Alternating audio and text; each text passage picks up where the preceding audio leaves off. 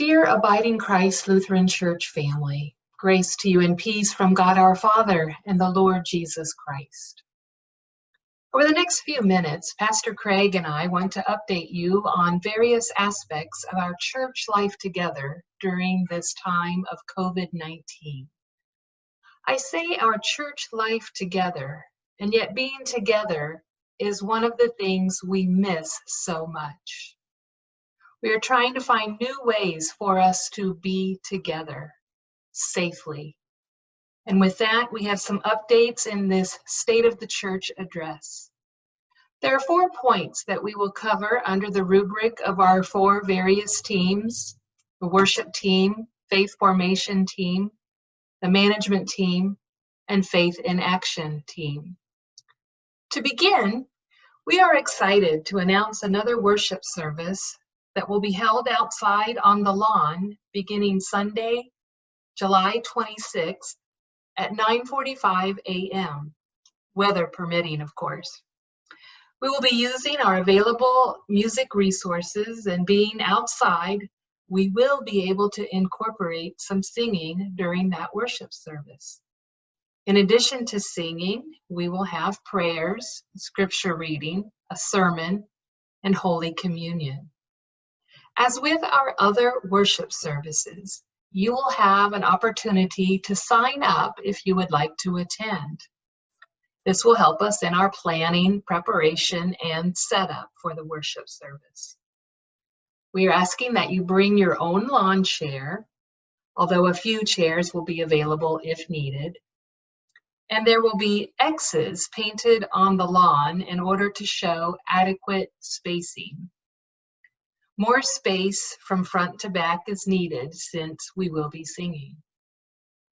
So as you walk from the parking lot to the lawn, there will be a table to sign in, an offering bucket, and of course, hand sanitizer.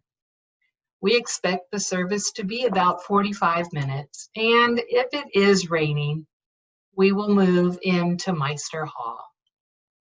This brings me to what will be a change in our worship location schedule. Beginning July 26th, the 8:30 worship service will only be held in the sanctuary and then not live streamed into Meister Hall. If you've been attending the 8:30 service in the sanctuary, that will stay the same for you. At 9:45, we will have the outdoor worship service, and then there will be no change for the 11 o'clock worship services. The 11 o'clock service in the sanctuary will continue to be streamed into Meister Hall. Our live broadcast that you sometimes watch from home will only be during our 8:30 worship service. We will not be able to broadcast the 11 o'clock service because we are live streaming it into Meister Hall. The other Sunday morning worship opportunity is the continuation of our LSIM worship at 10 a.m., at least through the end of August. In the future, we will have a parking lot hymn sing, or sweat and sing if it's really hot, in the Meister Hall parking lot. Again, that will be as weather permits. And if you want to participate, you will have an opportunity to sign up in the future. Please contact Deacon Robin for other details. We continue to brainstorm ideas to find new ways for us to be together to worship and celebrate Holy Communion. And we will share more information when details are available. Thank you.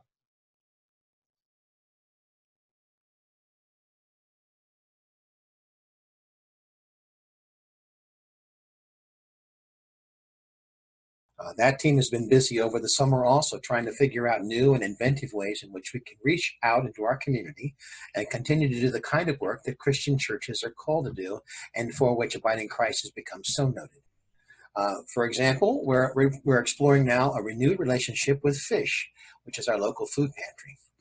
For the past few years, Kim Krieger, one of our members, has faithfully been taking the food that we collect here down to the fish pantry, which is on the north end of town, and making sure that it gets there in a timely fashion. Kim continues and will continue to do that, but because we're not meeting together as we used to, our collections have really dropped way off. So the first thing we're going to do is to try and supplement the efforts of Fish by setting up and pointing to direct food contribution days and times here at Abiding Christ, where people can come here on a particular day and drop off food, and we'll let you know on a weekly basis what is needed so we can make sure that that fish pantry is receiving the kind of food that it needs. Recently, we were told by them that they're handling twice the number of families that they're accustomed to handling, and that there's a real food crisis going on in and around the Fairborn and Dayton area. We want to make sure that we alleviate that. Second, we're going to start making everybody aware of the volunteer opportunities. Most of those are not in person, but rather by use of phone. And so we're going to let you know about those opportunities and how you can sign up to help. We're going to actively and continue to support the feeding site, the Sunset Cafe at St. Mark's, which is every Thursday night. We are not able to do it here anymore. People have not been able to come here. And of course, we're not being able to open our building up. We tried feeding people out of the door for several months up to the end of June. That continued to tail off to fewer and fewer people. But we know that down at St. Mark's, there's still between 20 and 30 people who show up every Thursday night, and we suspect that that need is going to go up. So we want to support that mission for as long as it's possible. Right now, they deliver the food outdoors, and sometimes people will sit and picnic on the lawn, whatever is needed. As the weather gets worse, our intention is to provide some way for them to continue picking up that food and carrying it out. We're going to support that all the way through the end of September, where St. Mark's is, as St. Mark's is still in business up until then, and hopefully beyond that, as LSIM looks to partner with them and keep that building open and available for people in need. And on that topic, our Faith in Action team is going to continue to support LSIM as we partner to do intentional ministry to the homeless, making use of the building there at St. Mark's if that's possible.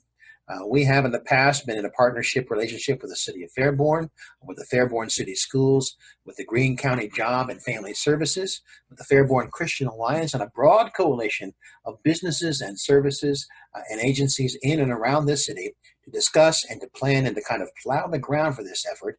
But then COVID came along and put a damper on all those efforts. We expect to provide an incentive to be the spark plug to get that engine going again and to continue this effort. To that end, LSIM applied for a nearly $1 million grant from the Lilly Foundation that will be used to renovate, upgrade that building, and provide for 3 years of support for this kind of a mission and ministry. We hope to hear about whether that grant is possible or available to us by sometime in the month of October. And we'll let you know as things continue. The Faith in Action team is going to support the Lions and the American Red Cross as they host a blood drive on September the 12th in Meister Hall. We'll get that information out to you, inviting you both to come and provide blood if you're able and willing, and also any other kinds of needs that they have that we can help them support that.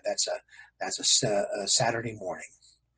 And finally, one of the blessings that we received from the Tetmeyer bequest is a $5,000 gift toward the Southern Ohio Synod Thrive campaign. Now, probably you haven't heard much about that.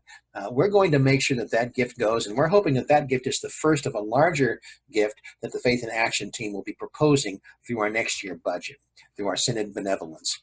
The campaign, the Thrive campaign, seeks to create a fund within the Southern Ohio Synod to assist the Synod to accomplish 5 goals. First, to equip lay leaders, provide training and intentional recruitment of those lay leaders in every congregation. Second, to raise up leaders and to train them to lead smaller congregations. We have quite a number of them, and more than half of the congregations in Southern Ohio worship less than 70 people, so they're very small. And our hope is to not just to buck up their mission and ministry and worship opportunities, but also to make sure they have the kind of quality, trained leadership that they need to go ahead in the 21st century. The third goal is to strengthen our rostered ministers. We're getting a little long tooth, and we need a lot of support. And while our congregations love us, this new COVID world is kind of overwhelming us. And so the Synod recognizes the need to strengthen and to hold up rostered ministers, to help them learn new skills and to give them the kind of support that they need that perhaps their congregations are not able to provide for them. Fourth, to launch new congregations and to reach new people.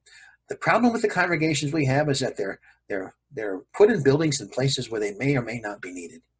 So we need to kind of think outside the box.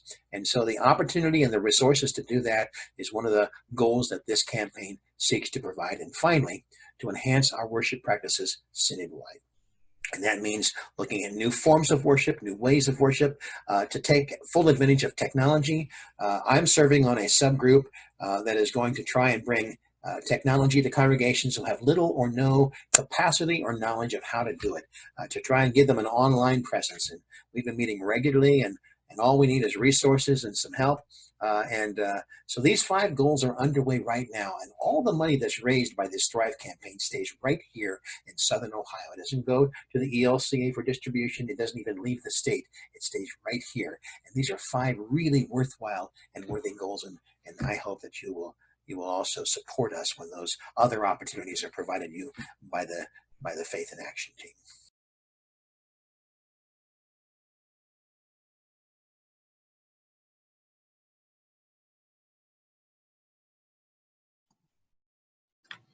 Hello again. The next topic I would like to discuss concerns our management team. When the pandemic crisis began, the Church Council assumed leadership for decision-making.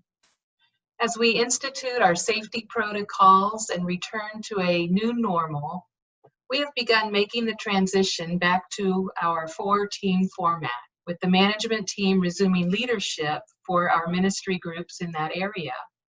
We'll continue to make the transition at our August council meeting so that by September the transition should have been made.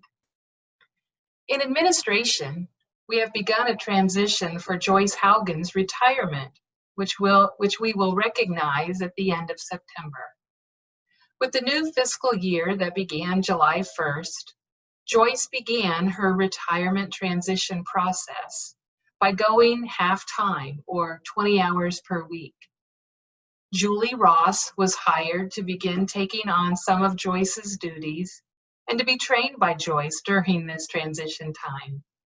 Julie and Joyce are working 20 hours per week each, and they're covering the regular office hours. Joyce's voluntary move to part-time enabled us to stay under the 2019 and 2020 fiscal budget while Julie comes aboard. There are several things happening under the finance rubric, beginning with the 2020-2021 stewardship campaign. To begin, that campaign will be modified a little bit due to COVID-19 restrictions. All teams are now in the process of preparing budgets for the coming year. And Vicar Benjamin Prill will be our guest preacher for a modified Consecration Sunday, as the campaign will conclude at the end of September. That target date right now is September 20th. About a month ago, Pastor Craig led the Tetmeyer family in a memorial service for Ruth Tetmeyer. It was at that time that he was made aware of the Ruth Tetmeyer bequest, and a portion of that gift, $40,000, will be invested in the Abiding Christ Endowment Fund, to be managed by an endowment committee that is recruited and appointed by the management team as is provided in our policies. Concerning our overall financial situation, we were helped greatly due to the Paycheck Protection Program, or PPP loan, that we received in the spring. Consequently, our cash flow right now is good. That loan covered employee paychecks, building loan payments, and utility payments for 2 months. If all of the amount of the loan is documented to cover those expenses, which we were able to do, the loan becomes a grant. Again, because of that, cash flow right now is good.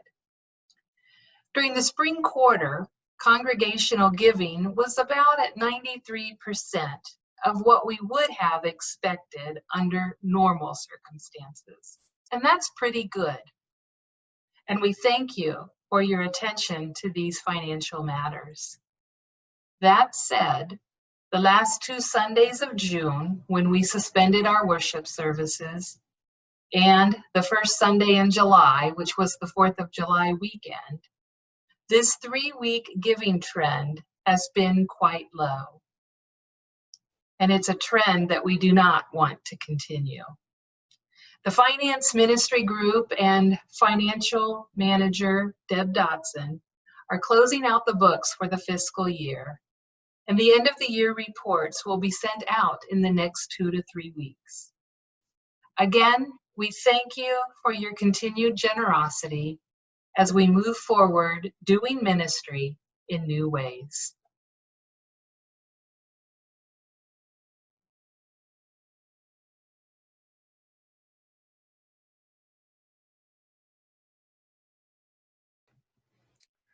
As you know, this is the time of the year when we would normally be thinking about beginning our confirmation ministry and our Sunday school ministry. Well, even though COVID-19 kind of has us in its hard grip, we are doing both of those things as I speak. Our current class of confirmands will be ready for confirmation as of the 1st of October, and it is still our plan to confirm them in service on Reformation Sunday of this coming year. Also by October the 1st, the new confirmation class will be underway, and during the months of August and September, the Faith Formation team, the Faith Formation director, and both pastors will be in contact with parents and with young people who are falling into that age group to talk about the new curriculum and to get them prepared as we can for the new year of confirmation. As far as Sunday school is concerned, we've been providing materials every Sunday morning. That's going to take a break for the summer, starting next week, and a new offering will be set up prior to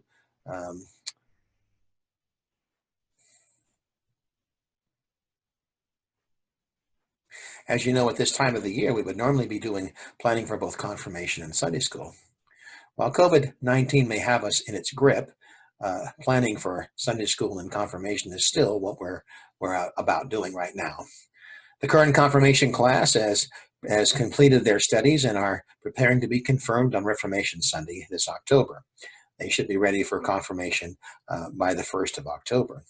Also on that date, we will have already contacted and informed all of the families of those young people who are in the confirmation age, that is 7th and 8th graders in particular, and get them ready for confirmation curriculum, which will begin also right after the 1st of October. Kyla McGee, Beth and Mark Becker, and Sue Hedlund will continue to teach and lead this group, working with both pastors, our Faith Formation team, and Heather McGee, our Faith Formation director.